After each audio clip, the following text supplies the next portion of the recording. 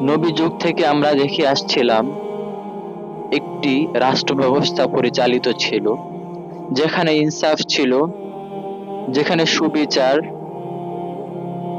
যেখানে মানুষ নিজের অধিকার বুঝে পেত,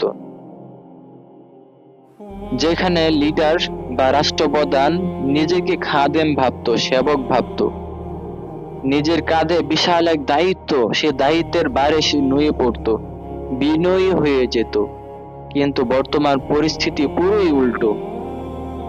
বর্তমানে সবাই ক্ষমতার দাপটে নিজের কর্তৃত্ব স্থাপন করতে চায়, ক্ষমতাকে ইউজ করে সাধারণ গরিব দুঃখী মানুষের উপর অত্যাচার চালায়, গরিব দুঃখী মানুষের সম্পদ আত্মসাৎ করে ফেলে, ব্যবসায়ী, দোকানদার, ফুটপাতের হকারদের কাছ থেকে চাঁদা কালেকশন করে জোরপূর্বক।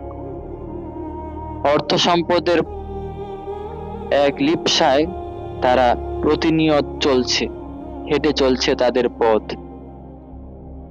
এই অভূতপূর্ব এই অন্যায় এবং অপরাধমূলক কাজের পরিধি দিন দিন বাড়ছে। মানুষ স্বার্থান্বেষী হয়ে পড়ছে। টাকার বিনিময়ে মানুষ অপকর্মে লিপ্ত হচ্ছে।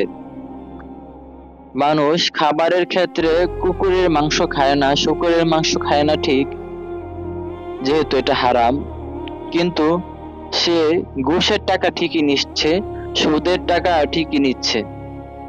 সেটা হারাম হওয়া সত্ত্বেও সেটাকে ইন্টারেস্ট বা হাদিয়া হিসেবে চালিয়ে দিচ্ছে। তো আমাকে আপনাকে সব ক্ষেত্রেই নিজের স্বচ্ছতা প্রদর্শন করতে হবে। শুধু যে মাংসের ক্ষেত্রে আমরা নিজেদেরকে স্বচ্ছ রাখবো, সুদ ঘুষের ক্ষেত্রে আমরা নিজেদের ইমানকে, নিজেদের আমলকে স্বচ্ছ রাখবো না, এটা কখনো পরিপূর্ণ মুমিনের গুণ হতে পারে না।